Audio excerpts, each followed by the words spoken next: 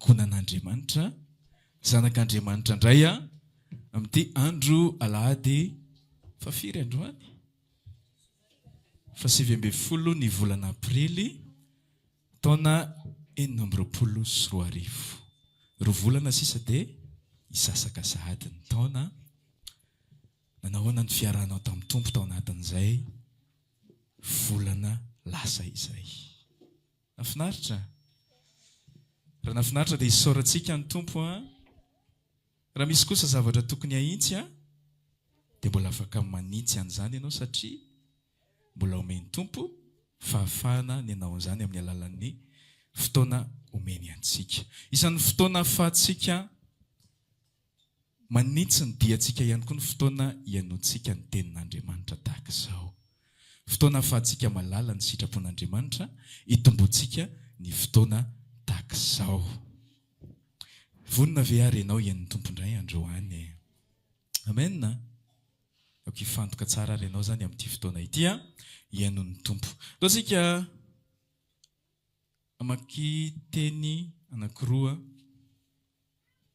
amin'ity androany ity akatsika ny afatra izay tiany Tompo resana amintsika indray izany. Vaky teny voalohany dia izay hitantsika amin'ny filazantsarany Matthieu 7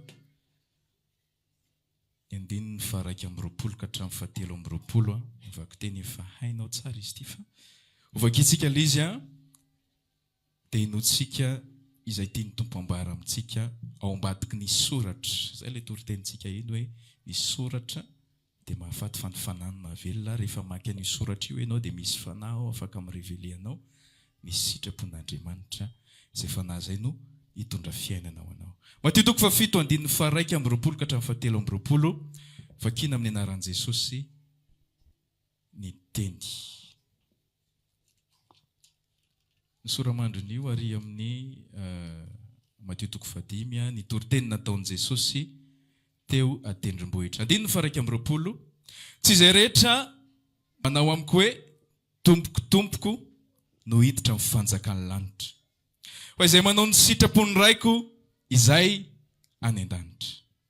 Maro no anao amiko amin'izany androany hoe tompoko tompoko, tsy efa naminany tamin'ny anaranao va izahay, ary tsy efa namoaka demonia tamin'ny anaranao va izahay, ary tsy efa nanao asa lehibe maro tamin'ny anaranao va izahay. Ary dia ambarako amin'ny marimarina hoe tsy mba fantatra akory ianareo hatrizay. Miala amiko ianareo mpanao meloka. Vaky teny faharoa izay hainao tsara ihany koa. Jaona 7:10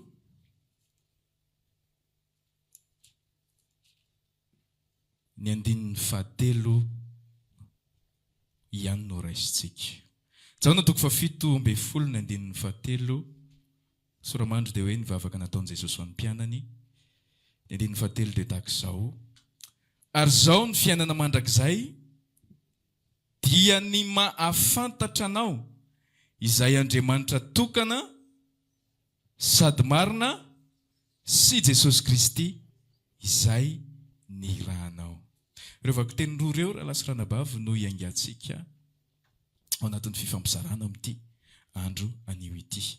Dia mialohan'ny hidirantsika ao anatin'izay fifampizarana izay dia za te hisarika ny sainao rehefa mihaino tenin'Andriamanitra ohatr'izao dia misy ny anjaranao dia misy ny anjaran'Andriamanitra. Misy ny inona hoe? Misy ny anjaranao dia misy ny anjaran'Andriamanitra. Inona ny anjaranao? Ny anjaranao dia ny manokatra ny sofinao, manokana ny momba ny tenanao iaino an'Andriamanitra. Dia ny anjaran'Andriamanitra dia ny miresaka aminao. Hitanao amin'ny bokin'ny Asan'ny Apôstôly 5:20 misy tantarana vehivavy anankiray antsoina hoe Lydia. Dia rehefa nandalo teo amin'ny toerana nisan'io vehivavy io ry Paoly, toriteny hivavaka, dia niaino io vehivavy io. Dia rehefa niaino izy dia nisokafana Andriamanitra ny fony. alala ny sitrapon'Andriamanitra. Dia ohatran'izay ihany koa tsika tonga eto androany tsy fantatra hoe toriteny fafiry ity renesinao ity, fa misy anjaranao anatin'ilay izy mba ahafahan'Andriamanitra miasa ao anatinao. Ny anjaranao dia ny être disponible ho an'Andriamanitra. Fa rehefa tsy disponible ho an'Andriamanitra ianao, tsisy ninona azo atao anao. Rehefa mafy ny fonao dia tsisy ninona azon'Andriamanitra atao aminao. Fa rehefa misokatra ny fonao, rehefa mitanatana ny vavanao, dia Andriamanitra manome an'ilay izy. Dia androany za te hitarika anao hoe aoka ianao disponible ho an'Andriamanitra. Kitio kely ilay namanao dia teneny izy hoe aoka ianao disponible ho an'Andriamanitra. Raha mitady atory ianao dia foaziko, tairiko. Raha mitady atory ianao dia tairiko. Zaho ary resaka sika ilay teny androany zany ny afatra dia omentsika loha hevitra manao hoe mahafantatra sa manana. Mahafantatra sa manana. Ao anatin'ity afatra ity raha lasy ranabavy dia te hiresaka aminao ny signe anankiray izay ahazonao antoka fa raha ho avy ny fotoana ialanao eto amin'ity tany ity dia handova fiainana mandrakizay marina ianao. Eto zany ao anatin'ity afatra ity ianao raha voarainao ny lazain'ny tompo fa tsy izay lazaiko satria ny tompo hiresaka aminao fa za mampita fotsiny ihany. Raha voarainao ny zavatra ho lazain'ny tompo androany, raha ohatra mbola misalasala ianao ny amin'ny fiainana mandrakizay ianao, dia ao aorianan'ity afatra ity dia anana antoka marina ianao hoe rehefa tonga ny fotoana ialanao eto dia andova fiainana mandrakizay ianao. Misy sinina omeny Jesosy antsika eto. Dia izay sinina izay no resahantsika mba tsy hahatonga antsika kristianina manao fombafomba mpanompoana na saritsary-mpanompoana an'Andriamanitra. Izay zany te hitarika anao anatin'ity afatra ity hoe tsy tian'Andriamanitra tsika ho kristianina mpiatsara velatsia. Fa ianao tian'Andriamanitra ho kristianina vrai. Kristianina tena izy. Dia izay indrindra no antony afatra androany mba tena ahafantaranao hoe mahafantatra an'Andriamanitra fotsiny ianao sa manana an'Andriamanitra. Ilay mahafantatra tsara fa ny manana ny tsara indrindra.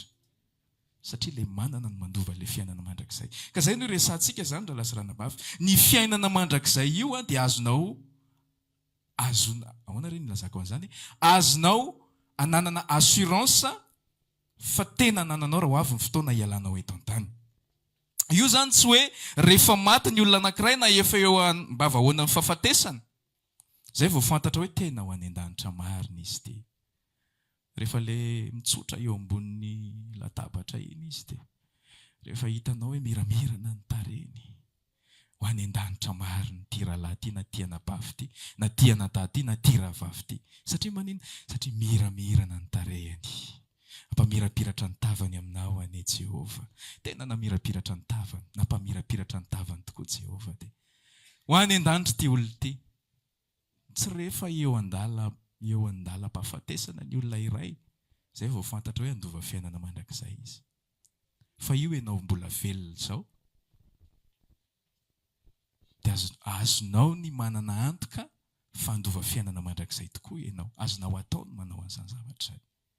Io ihany koa tsy miankina amin'ny hoe 20 taona nanompo an'Andriamanitra na 30 taona nanompo an'Andriamanitra, na hoe za pasteur, na hoe za diakona, na hoe za mpihira choral la louange, na hoe za efa nanolotra ny fananako rehetrarehetra ho an'Andriamanitra, dia ny dikan'izany tokony mba handova fiainana mandrakizay ahy zany rehefa miala eto an-tany. Tsy miankina amin'izany io ry havana. Sao diso ianao. Sao diso ianao. Za zany te hiresaka aminao sady ety am-piandohana. Tsy izay zavatra ataonao an'Andriamanitra no pirofo fa manana ny fiainana mandrakizay io ianao. Fa ho resantsika izy rehefa avy eo hoe inona ilay izy. Inona ilay izy. Dia zaho ary hiditra ao anatin'ilay teny amin'izay tsika. Raha jerentsika raha lasy ranabavy ilay teny voalohany. Inona moa ilay teny voalohany teo? Mateo 4 ilay izy teo? 4. Enoko anao hoe nanaraka ianao sa tsy nanaraka sa izay ilay fampiresantsika teo, tsy manao sarisary fombafomba mpivavahantsika fa tena tena mivavaka mifantoka tsara. Matio toko fafito andiny fafery raiky amby roapolo. Jerenao tsara io Matio toko fafito andiny faraiky amby roapolo sy ny toyany io dia miresaka momba an'ireo olona any am-parany. Misy olona zany rehefa tonga ny fotoanany fitsarana dia iseho anatrehan'i Jesosy izy. Dia rehefa iseho anatrehan'i Jesosy izy dia ilaza amin'izay izy hoe zahay tokony olona andova fiainana mandrakizay. Satria zahay dia inona ny teneny voalohany eo? Io amin'ny écran io. Aiza ilay izy teo? Tsy efa naminany tamin'ny anaranao va izahay ozy izy reto olona manantona an' Jesosy reto any amin'ny fotoana farany. Iseho zany ilay olona eo anatrehan'i Jesosy dia anambara hoe zahay tokony andova fiainana mandrakizay satria zahay efa naminany tamin'ny anaranao. Zahay efa nandroaka demonia tamin'ny anaranao. Zahay efa nanao asa maro tamin'ny anaranao. Ka tsy tokony ve izahay ry Jesosy andovan'ny fiainana mandrakizay satria tsy tamin'ny anaran'olon-kafa eny nanaovanay mirakle. Tsy tamin'ny anaran'olon-kafa eny nanaovanay évangélisation e.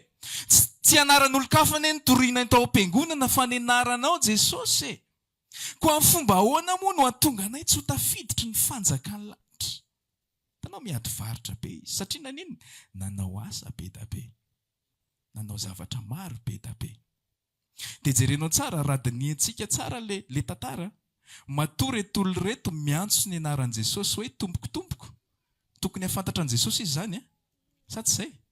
Matoa izy manao mirakla amin'ny anaran'i Jesosy dia tokony hafantatra an'i Jesosy izy aloha zany voalohany indrindra. Fa fantaniana mipetraka hoe fa maninona izy tsy mandova fiainana mandrakizay. Nefa Jesosy niresaka tao amin'ilay Jaona toko fafito ambin'ny folo andininy fatelo manao hoe izao izy ny fiainana mandrakizay dia ny mahalala, mahafantatra anao Andriamanitra ray sady tokana ny marina sy Jesosy Kristy izay ny rahanao. Zany hoe lôjika zany dia tokony olona voavonjy reto olona manao asa maro amin'ny anaran'i Jesosy reto satria mahafantatra an'i Jesosy izy. Ka ahoana ry fandeha an'ilay tantara zany? Diso ve ny fanambaran'i Jesosy? Satria Jesosy miteny hoe ny atao hoe fiainana mandrakizay dia ny mahalala an'Andriamanitra sy mahalala anahy.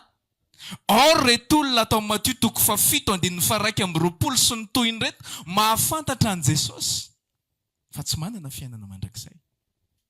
Dia ahoana fandehan'izany resaka izany? Tsy ohatry ny fanohitra ve izany resaka izany? Fa angaty izay mahalala an'Andriamanitra indray ny voavonjy. Fa angaty izay mahalala an'i Jesosy indray ny voavonjy. Dia androany te hiresaka aminao anatin'ity hafatra ity. Fa tsy ampy ny fahalalana an'Andriamanitra ahazoana famonjena. Tsy ampy ny fahalalana an'Andriamanitra. Be da be ny olona mahalala an'Andriamanitra e. Mahafantatra hoe misy zany Andriamanitra zany, misy zany Jesosy. Mahafantatra hoe nombona teo ambony hazo fijaliana zany Jesosy zany hitondra fahotan'ny olona. Fa tsy misy impact amin'ny fiainana zany. Be da be ny mahafantatra hoe zany Jesosy zany manasitrana. Zany Jesosy zany nanangana ny maty. Zany Jesosy zany namadika ny rano divay. Mahafantatra an'izany ny olona. Raha miresaka Pasika tsika zao. Voaingana teo ny nankalazaintsika. Be da be ny olona tsy kristianina fa mba mahafantatra ihany hoe ohatry ny ahoana ny fandehan'ny Pasika e. Fa raha mahafantatra momba an'izany ve ireo olona ireo dia midika fandova fiainana mandrakizay marina izy? Tsy ariavana. Fa ny olona mandova ny fiainana mandrakizay dia ny olona manana firaisam-piainana amin'i Jesosy Kristy. Zay ny dikan'io teny io. Donc jerentsika tsara raha mijerentsika zany zao leo amin'ilay Matio toko le Jaona toko fafito ambin'ny folo io le andininy fahatelo. Raha jerentsika ny dikan'io teny hoe mahafantatra io amin'ny teny frantsay ohatra dia connaître no hitanao ao anaty baiboly teny frantsay. Raha madika an'io indray ianao amin'ny teny anglisy dia tonao no hitanao amin'ny baiboly teny anglisy. Zany hoe mitovy amin'ilay hoe mahafantatra amin'ny teny gasy ihany. Tsy misy samihafa. Fa raha jerentsika io raha lasy ranabavy ny dikan'io teny io amin'ny dika teny fototra, dika teny grika satria ny testamenta vaovao dia nadika avy tamin'ny teny grika. Dia raha jerentsika ny dikan'io teny io amin'ny teny fototra, amin'ny teny grika dia ginosko ny anarany. Midika le izy. Ina hoe? Ginosko. G-I-N-O accent circonflexe S-K katsaka. O accent circonflexe. Midika le hoe ginosko dia tsy hoe mahafantatra. Fa ny dikany hoe ginosko dia mahafantatra lalina. Dia mbola hitarika ihany ny dikany hoe ginosko dia miray. Ny dikany hoe mahafantatra zany dia izao miray. Dia raha avadikintsika zany ilay Jaona 7:17 adikatsika amin'ny teny tena izy dia izao. Ary izao ny fiainana mandrakizay dia ny miray aminao Andriamanitra tokana sady marina sy Jesosy Kristy izay nirainao. Zay no antsoina hoe fiainana mandrakizay raha lasy ranabavy. Ny antsoina hoe fiainana mandrakizay dia tsy ianao mahafantatra an' Jesosy. Ny antsoina hoe fiainana mandrakizay dia ianao nampirais-piainana tamin'i Jesosy ilay fiainana. Fa tsy ianao mahafantatra hoe Jesosy dia zanaky Maria dia Josefa no rainy nitaiza azy dia izy 13 taona mahery kely teo izy niasa dia avy eo izy maty dia tany tsy mitondra fiainana ho anao zany. Tsy mitondra fiainana ho anao zany. Ary ny tena problema ho antsika kristianina ankehitriny amin'izao vaninandro iainantsika izao dia resaka fahalalana, connaissance intellectuelle momba an'Andriamanitra no tiantsika kokoa. Jerenao rehefa mandeha ny ady hevitra ara-baiboly dia mandeha ny resaka. Iza moa zany ny vadin-kainy e? Fa mitondra famonjena ho anao ve fahalalanao an'izany zavatra? Raha fantatrao ny vadin-kaina dia manino ny vovonjy ianao? Dia misy resaka koa ilay voaingana iny, tsy haiko nahita anareo. Ilay hoe impossible mihitsy no ampidirana ny karazam-biby rehetrarehetra ao anaty samby fiaran'i Noa. Tsy possible zany scientifiquement. Dia miresaka zany ny olona hoe zavatra tsy maro ny baiboly io satria tsy possible mihitsy hoe ny karazam-biby rehetrarehetra analanao dia ampidirinao anatin'ilay samby fiara. Ahoana ny impossible an'izany zavatra ny dika zany? Tsy marina ny baiboly. Dia resaka ohatran'izany. Zany no mahaliana ny olona. Zany no anantona ny olona n'Andriamanitra. Zany no ivavahan'ny olona. Za miresaka aminao androany tsara ny mahalala. Fa ny fahalalana intellectuelle momba an'Andriamanitra na momba an'i Jesosy tsy azonao fiainana mandrakizay izany. Fa ny olona efa nampirais-piainana tamin'i Jesosy ihany no manana antoka fa manana fiainana mandrakizay. Za te ametraka fanontaniana aminao androany, ianao ve efa nampirais-piainana tamin'i Jesosy ilay fiainana? Sa fantatrao fotsiny hoe Jesosy mpamonjy. Jesosy nandatsaka ny rano fa tsisy impact ho anao ilay izy. Tsisy impact ho anao. Fa fantatrao fotsiny. Za te hitarika anao zany ao anatin'ity afatra ity hoe tena dinio tsara ny tenanao. Izay mina tonga ny teny ampiandohana hoe tsy manao saritsary mpivavahana na saritsary mpanompoana fa tena manompo. Izay no antsoina hoe mivavaka amin'ny fanahy sy ny fahamarinana, tena manompo an'Andriamanitra. Dia ianao tonga eo androany na ianao manaraka mivantana io, ianao ve efa nampirais-piainana tamin'i Jesosy ilay fiainana. Averika ihany ny dika hoe mahafantatra ao amin'ny Jaona 7:17 dia ginosko miray. Hitanao jerenao tsara ao anaty baiboly rehefa miresaka izy resaka firaisan'ny lasy ny vavy, ny mpivady ohatra, dia inona no lazain'ny soratra masina? Teny ve izy hoe ary Ianna dia niray tamin'ny vadiny? Fa ahoana no lazain'ny soratra masina? Nalala ozy izy. Donc izy resika kely ohatra hoe ohatra anankiray kely ito ambany masoko ito. Matio zao 1:5-20 rehefa miresaka i Matio momba ny Josefa sy Maria dia ny voasoratra ao dia ohatran'izao. Zany hoe i Josefa zany tsy niray tamin'ny Maria mihitsy raha tsy rehefa teraka Jesosy dia ohatr'izao ny fanambarany azy. Ary tsy nalala azy mihitsy izy mandra-piterany zazalahy. Zany hoe i Josefa zany dia tsy niaraka tamin'ny Maria mihitsy raha tsy teraka Jesosy. Dia tsy ataon'ilay mpanoratra amin'ny boky ilay izy hoe ary Josefa dia tsy niray tamin'ny Maria vadiny, fa nataony hoe tsy nalala. Ny dikan'ilay nalala zany dia firaisana, ginosko. Averika ny fanontaniana aminao androany. Ginosko amin'ny tompo ve ianao? Ginosko amin'ny Jesosy ve ianao? Ny teny hoe ginosko dia firaisana amin'Andriamanitra. Mifanohitra amin'ny teny anankiray omeko anao ihany koa ty teny ity mba hafanao manavaka azy tsara. Ny fahalalana intelektuel rehefa mamaky ny Baiboly io ianao dia antsoina hoe oida le izy. Teny grika ihany koa zany. Rehefa miresaka zany ny Baiboly hoe oida dia fahalalana intelektuel momba n'Andriamanitra zany. Fa rehefa miresaka izy hoe ginosko dia fahalalana firaisana amin'Andriamanitra zany. Dia ao anaty Baiboly ao misy teny manao hoe ringana ny oloko noho ny dia ndikany iny fahalalana iny raha lasirana-bavy noho ny tsy fisian'ny firaisana amin'Andriamanitra. Ringana ny oloko noho ny tsy fisian'ny firaisana amiko. Satria rehefa niaina tao anatin'ny fiainam-pahotana ny zanak'olombelona dia tafasaraka tamin'Andriamanitra. Izay mifandeha ny tantara. Rehefa nandika ny tenin'Andriamanitra izy dia tafasaraka tamin'Andriamanitra. Dia Jesosy Kristy tia merina an'izay firaisana amin'Andriamanitra izay. Dia raha vao tsisy an'izay firaisana izay dia ringana ny olona mazava ho azy. Fa tsy fahalalana Baiboly io. Tsy tia io. Tsy tia. Fa firaisana amin'Andriamanitra. Firaisana amin'Andriamanitra io. Dia za te hitantara kely aminao ohatra anankiray.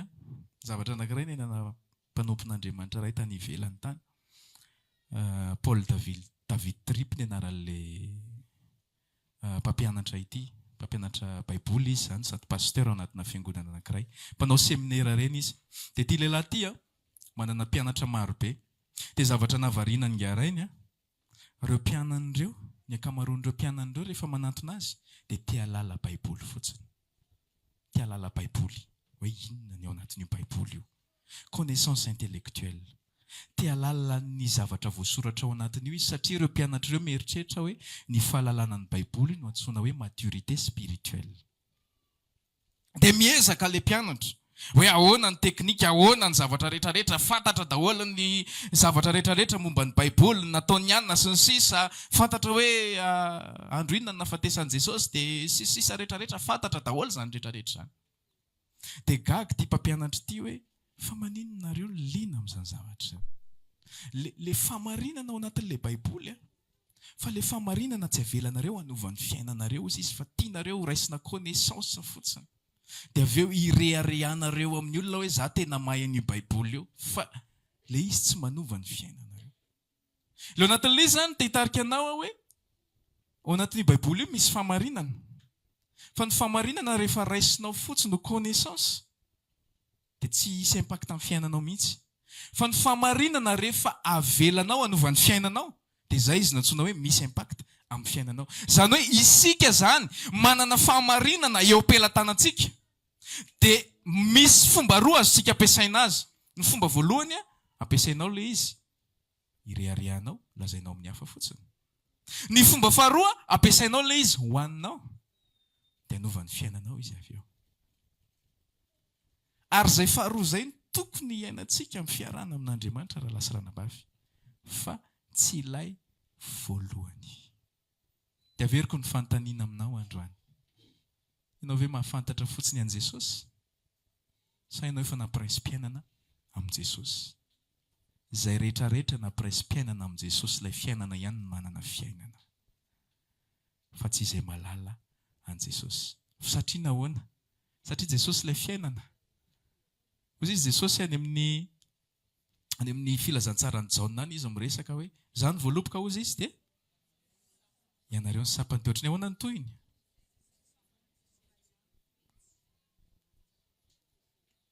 Ahoana? Izay mitoetra ao amiko ary izao ao aminy Jaona 5:15. Izao ny voaloboka ianareo ny sampany. Izay mitoetra ao amiko ary izao ao aminy dia maninona izy? Fa raha misaraka amiko kosa ianareo dia tsy mahay manao na inona ny dikan'izany. Raha lasirana-bavy Jesosy ilay voaloboka ilay fiainana. Ianao raha te hisitraka ilay fiainana dia mila atsofoka eo amin'ny voaloboka ianao.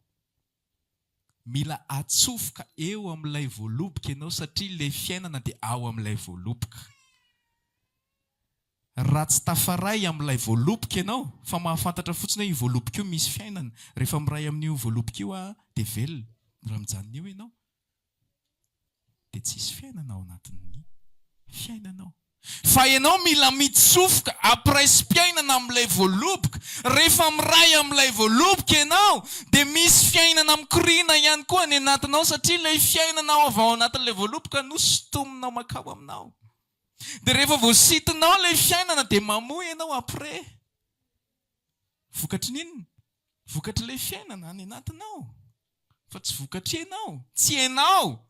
Fa ilay fiainana mikoriana ny anatinao no mahatonga anao mamoa. Eto izany dia hitarika antsika raha misy amintsika matsapa hoe maimaina, matsapa ohatran'ny tsy tena mamoa izany. Verena ao amin'ilay loharanona aina. Miraisa amin'ny Kristy ilay fiainana. Io ihany ny vahaolana, ao rery ihany loharanony zavatra rehetrarehetra raha lasirara-bavy eo. Ianao raha mangetaheta, tsy ny fahalalanao fa mahafaka hetaheta ny rano no hatonga anao afaka hetaheta. Tsy ny fahalalanao ny formule chimique ny rano hoe ny rano H2O dia ohatr'izao sy ny izao. Tsy mahafaka hetahetanao izany. Fa ny mahafaka hetahetanao dia ianao misotro an'ilay rano. Ka efa nisotro an'ilay rano ve ianao? Sa mahafantatra fotsiny ihany an'ilay rano. Misy an'ilay tenin' Jesosy momba an'ilay lehilahy anankiray iny rehefa niresaka taminy hoe dia hozy Jesosy matsy an'ilay lehilahy anankiray tsy tadidiko hoe ilay lehilahy mpanankarena angamba nisy izay. Hozy izy hoe tsy lavitra ny fanjakan'ny lanitra ianao. Raha ianao no tenenin' Jesosy an'izany, faly ianao sa tsy faly? Izy ny faly. Fa maninona ianao no tsy faly? Ka ianao nge fa mba tsy lavitra e. Tsy loanao ve mba tsy lavitra tsy izay andakira be ary ananina re? Tovy ihany e? Ka ohatran'izay ilay izy, ianao raha ohatra ka hoe mahalala momba an'i Jesosy foana, mafantatra daholo momba an'i Jesosy, ianao nefa tsy nisotro na ninana. Tsy lavitra ny fanjakan'ny lanitra ianao. Ianao tsy tafiditra izany e. Na efa hoe eto ary ny fanjakan'ny lanitra dia efa eo mandingana ray sisa tsy tafiditra ianao. Ianao mila miditra, mila misotro ianao izay vao tafiditra ka. Inainy koa nambaran'i Jesosy hozy izy Jesosy hoe izao no mofo finaina. Ohatrany ahoana ny toy an'iny resaka iny? Hainareo ve ny toy an'ilay izy aloha e? Izay mihinana ny nofoko sy misotro ny rako no manana ny fiainana mandrakizay. Ary izaho hanangana azy amin'ny andro farany. Hozy izy Jesosy hoe izay mihinana ny nofoko sy misotro ny rako izao natoko fahenina no manana ny fiainana mandrakizay. Tsy izay mahafantatra ny composition an'ilay mofo, fa izay mihinana an'ilay mofo dia misotro an'ilay rà hozy izy Jesosy. Ilay misotro an'ilay rà tsy hoe iny izany dia aiza ilay rànao Jesosy ataovy anatin'ny rikopy rivo hosotroako izany. Ohatran'izay mihitsy, izay ilay fahazon'ny olona an'ilay resaka Jesosy. Ilay intellectuel no miasa izany. Dia mieritreritra ny olona izany ao anatin'ilay izy hoe amin'ny fomba ahoana moa ny hinanana ny nofon'ity lehilahy ity? Dia amin'ny fomba ahoana moa ny sotroina ny rano'ity lehilahy ity? Kannibalisme izany ny zavatra tenenin'ity rangahy ity. Rehefa ninao izay ny mpianatra sasany dia naninona zareo? Nemotra zareo satria tsy azo ilay izy. Fa ny tiany Jesosy ho ambara ao anatin'io resaka io dia ilay firaisampiainana amin'ny Kristy mihitsy. Izay ilay hoe ahazoana fiainana mandrakizay. Dia mbola averiko foana amin'ny fanontaniana za tsy reraka izany. Jesosy tsy maintsy taritinay ianao ho ao amin'ny Jesosy satria izay tsy hanondro zavatra hafa ankoatran'i Jesosy izany. Ianao mila piraisim-piainana amin'ny Jesosy, izay ianao vao manana fiainana mandrakizay. Ianao resantsika kely ilay Matthieu 7 teo. Ahoana izany no fandehan'io resaka io hoe reto olona reto tsy nampiraisim-piainana tamin'i Jesosy izany. Matoa izy tsy mandova fiainana mandrakizay, matoa izy tsy fantan'i Jesosy akory ary. Ary ny danger be ao anatin'ilay izy. Nefa mahavita manasitrana olona. Olona mpanota nefa mahavita manao fahagagana maro isan-karazany amin'ny anaran'i Jesosy. Ahoana ny fandehan'izany resaka izany? Na ianao za ve tsy mba gaga hoe ahoana tokoa moa izany? Fa tsy tokony olona marina ihany ve no vita an'izany zavatra? Za te hiresaka aminao androany raha lasirana vavy. Mahatonga an'ireo olona ireo mahavita an'ireo zavatra ireo dia noho ny amin'ny anaran'i Jesosy ilay fatany. Fatanao izy fantany hoe ny anaran'i Jesosy dia maharoaka dia voly. Fantany hoe ny anaran'i Jesosy dia manasitrana. Fantany hoe amin'ny anaran'ity Jesosy ity dia afaka manao zavatra maro isan-karazany dia ampiasay ilay anaran'i Jesosy satria anarana inona ilay izy? Inona ilay fiderana nataontsika teo? Anarana mahery. Dia rehefa miantso an'io anarana io izy mampiasa an'io zavatra io dia mihetry ny autorité rehetrarehetra. Ny tiako tenenina aminao izany, ilay anarana tsy miankina amin'ny etan'ilay olona. Tsy hoe olona mpanota ilay olona dia mampiasa ny anaran'i Jesosy izy dia maloto koa ny anaran'i Jesosy. Tsy izany io. Fa ny anaran'i Jesosy tsy miova fa masina sy mahery foana iny na iza iantso an'iny anarana iny. Dia possible ny olona anankiray, teneniko hoe possible satria misy fotoana koa tsy possible. Possible ny olona anankiray rehefa manonona ny anaran'i Jesosy na dia mpanota azy izy, mety afaka mavita miracle izy. Tsy noho ny amin'ny tenany izany, fa noho ny amin'ilay anarana. Dia izay no mahatonga an'ireto olona reto mavita manao zavatra maro isan-karazany, manao zavatra be da be amin'ny anaran'i Jesosy satria ilay anaran'i Jesosy no mahery. Dia ao anatin'io no mila mitandrina isika rahalasy ranabavy.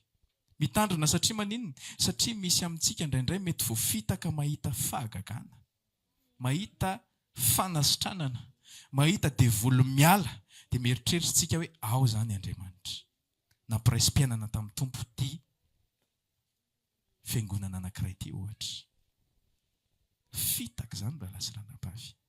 Fitaka izany.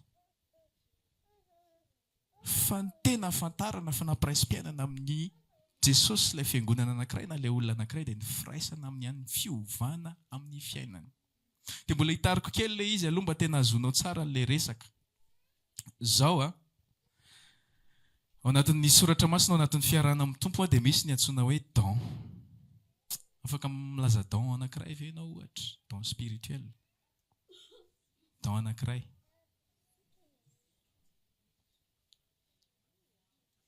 Mampianatra, maminany, sisa. Don ireny zavatra ireny. Ny don rahalasy ranabavy amin'ny maha-don azy, inona no antsoina hoe don? Fanomezana. Amin'ny mahafanomezana azy dia tsy ilay olona omena azy no mahatonga ilay don hiasa, fa miankina amin'ilay mpanome. Izany hoe Andriamanitra izany, ino tsara ity resaka teneniko anao ity? Andriamanitra izany possible be mihitsy manome don olona anankiray mbola tsy nampiray-piainana aminy. Fa maninona? Mba hanasoavana an'ilay olona tiany vonjena. Ny tiako tenenina aminao izany possible be misy mpanompon'Andriamanitra mahay mitory, manana fanomezam-pahasoavana maro isan-karazany, mampianatra, manasitrana sy ny sisa. Fa tsy voavonjy. Fa nampiasain'Andriamanitra fotsiny hamonjy ny hafa. Ampiasain'Andriamanitra fotsiny hamonjy ny hafa. Satria Andriamanitra souverain, afaka manao izay tiany izy. Afaka mampiasa ny olona rehetrarehetra izy mba hamonjena ny olona hafa. Jerenao tsara anatin'ny tantaran'ny Baiboly ao amin'ny testamenta taloha, i Saoly mpanjakany ka nomen'Andriamanitra fanahy masina dia naminany. Nomena fanahy izy dia naminany. Fa nefa io Saoly io lavin'Andriamanitra ihany avy eo. Dia ao anatin'ny Baiboly ao koa misy tantaran'ny Balama. Nomen'Andriamanitra faminaniana koa Balama, fa Balama tsy olon'Andriamanitra. Dia possible be koa misy olona be da be ho ampiasain'Andriamanitra, omen'Andriamanitra don, tadio tsara ny dikan'ilay don, tsy miankina amin'ilay omena, fa miankina amin'ilay mpanome. Izany hoe misy olona ho ampiasain'Andriamanitra hanao zavatra maro isan-karazany dia eo ny piège. Mieritreritra izy hoe nofidian'Andriamanitra izy dia nampiray-piainana amin'Andriamanitra. Tsia! Ao anatin'izany ianao mila mandinika tsara mihitsy amin'ny fiarahana amin'ny tompo. Hoe za ve efa nampiray-piainana aminy satria za irery ihany no signe anananao fiainana mandrakizay sy afantaranao hoe nampiray-piainana tamin'ny tompo ianao fa tsy izay zavatra ataonao. Tsy ilay miracle ity ivelany sy sisa ataonao ny signe. Fa ilay fampiray-piainana. Dia omeko anao milohan'ny amara-parana antsika sady. Omeko anao ny signe afantarana hoe nampiray-piainana amin'ny tompo ianao. Tsy ny don, fa ny fruit de l'esprit. Jereo tsara fa samy hafa ireo. Samy don de l'esprit, Andriamanitra no manome ny don. Fa ny ray fruit de l'esprit. rehefa nampiraisi-piainana amin'ny tompo ianao dia misy fruit ao. Rehefa misy fruit ianao dia izay ianao no antsoina hoe nampiraisi-piainana aminy. Ina daholo ny vokatry ny fanahy mba samy milaza hoe